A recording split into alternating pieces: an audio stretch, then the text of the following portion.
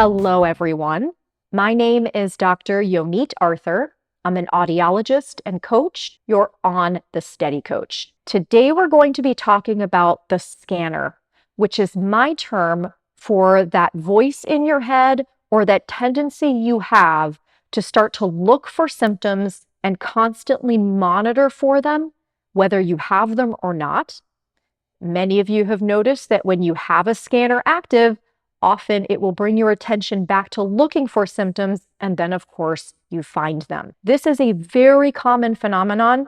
Pretty much everyone who's recovering from neural circuit dizziness or other medically unexplained chronic symptoms like tinnitus, hyperacusis, pain, fatigue, visual symptoms, etc., at some point has a scanner during recovery. And most of you who are familiar with the process of recovery intuitively understand that the scanner isn't really doing you any favors by constantly drawing your attention back to symptoms. In fact, most of you really know this and find yourselves incredibly frustrated by your scanner because try as hard as you might, you know that you should not be monitoring for symptoms, and yet you'll be doing all the right things, minding your own business, engaging in things that are useful and helpful to you, and then suddenly those thoughts will pop up or that feeling will pop up and you'll start looking for symptoms and then, of course, find them, followed then by your own reactions of anger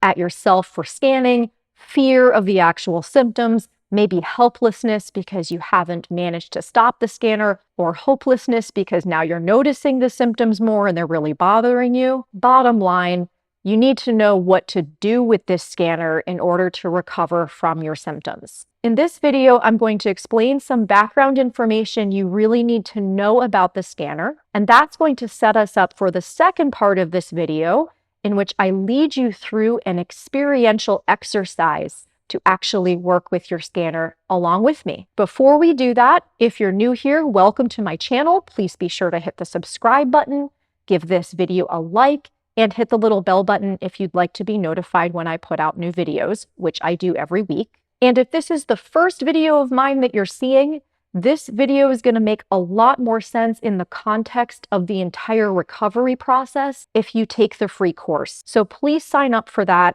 completely free. Link in the video description. You can also just go to my website, thesteadycoach.com/free-course to sign up. Okay, so it's probably pretty evident to you why the scanner is an issue during recovery from neural circuit dizziness and other symptoms. When your brain is constantly shining the flashlight of attention on a symptom that it's currently judging as dangerous, it is going to increase your brain's perception that this thing is important, and it becomes a self-fulfilling cycle. Your brain pays more attention to the symptom. You notice the symptoms more. When you notice the symptoms more, that gives feedback to the brain to look for the symptoms more, and we very quickly get stuck in a cycle. What you might not yet know, though, is that there are probably some things you're doing during this process that are ramping up the intensity of this cycle. The first thing that you're probably doing is feeling really frustrated by the scanner. Totally understandable, totally normal, especially in light of what I just said. You know that you don't want to constantly pay attention to symptoms, and really, who does? But you've probably tried and failed to stop the scanner. And when the scanner does its thing and that ramps up symptoms and you know that's leading to further symptoms down the road, you end up feeling frustrated or stuck. That leads me to number two. The second thing you're probably doing is trying to reason with the scanner. You may have watched lots of my videos or read lots of books about neural circuit symptoms, and you might already know, okay, the secret here is that I need to help my nervous system feel safe with the symptoms, feel safe with the triggers. So I'm just going to talk to the scanner and tell it it's wrong anytime it pops up. Oh no, are the symptoms here? Yes, maybe they're here, but don't pay any attention to them, and they're not dangerous, and everything's fine, and you're safe. That seems like a good idea on the surface, and in fact, there are many coaches out there who will tell you to do precisely this, but I want you to think about this for a moment. When was the last time that you came home to a loved one and said, I had a terrible day, and your loved one said, No, you didn't. Nothing's wrong. Our life is really good right now. You shouldn't be complaining. Did that make you feel better? Probably not. You've probably felt very invalidated and disconnected from your partner. So if we imagine the scanner as a character in your head whose job it is to help you find danger and notice it, when you try to dismiss what it's doing by brushing it off and saying that you're safe when it feels that you're not, you're doing the opposite of building trust within yourself. Trust within yourself is one of the biggest safety messages that you can have. It feels a lot safer to acknowledge and validate what you're feeling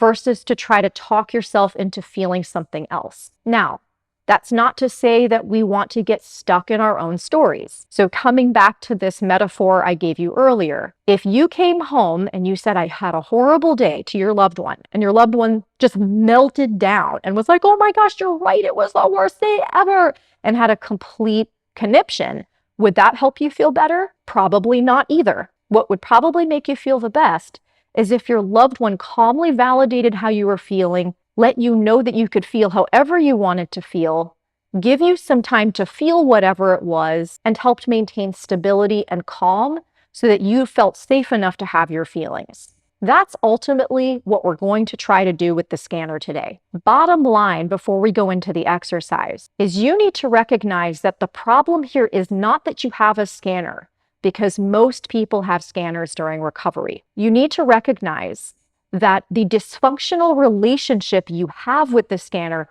is actually the problem. And by building a better relationship with the scanner, not only can you help moderate or lower the intensity of the scanner, you're also going to increase how safe you feel in yourself, which is a huge component of recovery from neural circuit symptoms. So let's practice this. I'm going to lead you through this exercise now.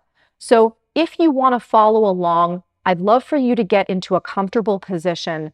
You can look away from the screen, close your eyes, or you can be moving if that's more comfortable for you. Whatever works, whatever helps focus your attention inside. I want you to slow down, and I want you to think about the last time that you experienced the scanner.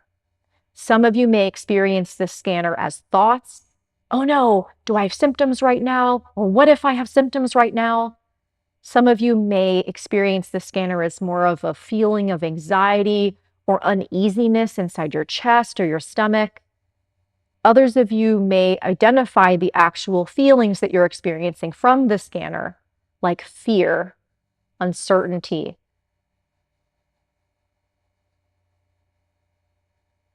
So as you're slowing down here, I want you to just notice how you experience the scanner. And as you're focusing inside on your experience of the scanner, I want you to describe it to yourself. Some of you may visualize a scanner, like you can actually see it operating in your head. Maybe it looks like a person who's pointing things out to you. Maybe it looks like an everyday object. Some of you may not see anything, but you'll be able to feel the presence of the scanner. One question that might be helpful is, how do I know the scanner is here? How do I know when my scanner is active? You're welcome to pause the video here if you want to jot down some notes before resuming. But when you've got a good sense of how you experience your scanner, we're going to move on. Now, I want you to imagine yourself kind of in the movie when you last experienced the scanner really intensely. So you get a really good sense of what it's like when that scanner is active. And now I'm going to ask you to make an assumption that you may not have made before. I want you to make the assumption that the scanner, from its perspective, must do what it's doing. You're going to make the assumption that the scanner must scan, that from its perspective, it has no choice but to scan. And you might notice yourself starting to argue with what I just said, or you might notice yourself trying to cheerlead yourself and say things like, well, everything's okay. I'm actually safe. The scanner doesn't really need to scan. I want you to see if you can get some distance from all of that, just focusing on the scanner and the assumption that I just asked you to make. You can even say it in your mind to the experience of the scanner. Scanner, I am assuming that you must scan, that you have no choice but to scan from your perspective. And I'm open to that perspective right now. Notice again, if you're responding to the scanner with disgust, anger, frustration, again, see if you can get a little bit of distance from those feelings just for our experiment here today. Noticing that the scanner has some kind of reason for doing what it's doing. And from its perspective, it has no other choice. This isn't necessarily to say you believe that it doesn't have another choice. You're assuming that the scanner believes it doesn't have another choice. See if you can listen in on what messages you're getting from the scanner. This is just you getting to know it. You don't necessarily have to buy into or believe anything that it says. The scanner may say, oh no, it may say, what if? You just can note all of those things and see if you can, again, just notice that from the scanner's perspective, it has to do these things. You might be able to tell at this point if you really experience your scanner deeply in the way that I'm describing, that the scanner is really scared, that there's a lot of fear that the scanner is trying to help you with. That from its perspective, its job is to draw your attention to potential danger. And from its perspective, because you're dealing with neural circuit dizziness or other symptoms, you're constantly in danger. And it might even feel overwhelming and scary to the scanner that it has to be active all the time, but it's afraid to stop doing that job for you because it wants to protect you from danger. It wants you to know that the danger is there. If you can notice that the scanner is actually just scared, that this character inside you is just scared, you might reach out to it in your mind, in your imagination, and just ask it to tell you in its own words what's so important about all the scanning it's doing. And just listen to what it says, acknowledging that it's speaking out of its own perspective. And you don't necessarily have to believe all of its assumptions are true, but you're trying to really get to know its experience. I want you to wait and listen.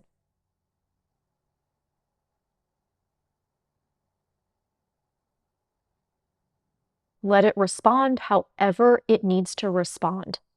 You might even be able to tell right now, as you listen to the fears and the intentions of the scanner, that there's a lot of goodness in it. And if you're not getting that yet, I want you to see if you can recognize the positive, the goodness of your scanner right now, this one that's trying to protect you from danger. I want you to notice as you're doing this, if you're trying to negotiate with the scanner. Stop yourself, recognize if you're trying to negotiate or argue with the scanner or say that its assumptions aren't true, you're not listening to it. See if you can get a little bit of distance with that desire to negotiate or argue, and just listen to what the scanner has to say. Listen deeply. Listen to the feelings behind what it's saying. Listen to the intentions that it has for you. The intentions are good. This does not mean you have to agree with how it's going about things, but I want you to recognize right now the intentions are good. See if you can allow yourself right now to experience on a deep level the absolute necessity that the scanner feels in behaving the way that it does. And when you do that, you're going to notice something else. The scanner is completely on your side. You may have known that cognitively before, but now I want you to experience what it's like to really befriend your scanner, to see how much it's trying to help, and to see that it's there for you, with you. It's on your side. Notice its deep commitment to you and allow the truth of that commitment to percolate through every part of your body, into your bones, into every cell. Let yourself see and experience the absolute truth that the scanner is trying deeply to help you, and while you have not agreed with its methods, it has been trying on a very deep level to help. There may be other feelings starting to come up right now. Some of you may experience feelings of grief or sadness. Some of you may feel joy or connection. Whatever it is, allow those feelings to arise organically. Feel them in your body, know them in your mind, and allow them to be there. And you can stay here as long as you'd like. When you're ready, just hit the unpause button and we'll keep going. Now that you've experienced the scanner in this way, something new is going to happen because you have a new relationship with the scanner. Every time the scanner comes, you're going to automatically recall this deep experience, this deep knowledge, this deep truth that the scanner is your friend, it's trying to help, it has positive intentions for you, and the two of you can work together and trust each other. And when you're ready, you can come back to me. You can look at the screen again if you were looking away or had your eyes closed.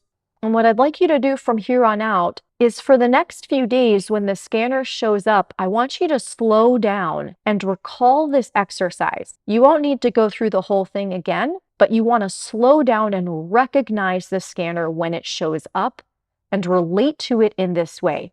Because as we said much earlier on in this video, it's the dysfunctional relationship with the scanner that tends to keep it going and make you feel so frustrated and also make symptoms worse. By building this new relationship with it, you're increasing safety and you're decreasing the anxiety, fear, and frustration that keep symptoms going. I hope this was helpful and I hope you liked this new format. This is something we haven't done before on this channel. Though if you do like follow along exercises, I have a lot of them in the brain exercises playlist, which I will also link to in the video description below. Please like, share, comment on this video if you have questions or comments for me, and I'm looking forward to seeing you all again very soon. Take care, everyone. Thanks for tuning in. Bye.